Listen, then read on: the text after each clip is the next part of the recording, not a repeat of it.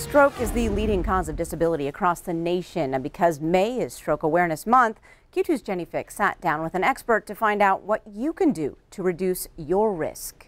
Stroke occurs when a clot gets stuck in an artery in the brain and then denies nutritious blood flow to everything that's beyond itself, almost like having a plug in an irrigation ditch in a field. That field then doesn't get irrigated, well, that part of the brain doesn't get any blood flow either.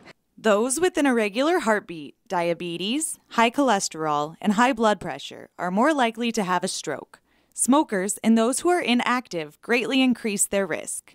Exercise will lower your blood pressure. Exercise will lower your blood cholesterol. Exercise will help you better control your blood sugar if you're diabetic.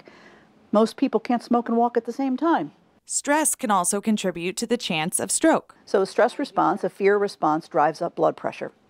And if blood pressure is a leading cause of stroke, it's not so much one particular stressful episode as it is a day in and day out inability to find relief. How will you know if you're having one? Stroke usually happens in one place in the brain. That one place in the brain has a job that it does. So stroke is in general manifested by what's called a focal deficit. One arm, one leg, one arm and one leg, one half of the face, the inability to talk all of a sudden.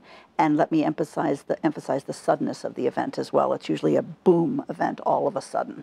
Why are strokes so debilitating? When you hurt brain, you're hurting 40, 50 years of learning, lots of disconnections of wires, things that are very specific to you as a person, and so that recovery is very slow. So, listen to your body. If you experience symptoms, get to the hospital. Time is brain. Time is brain.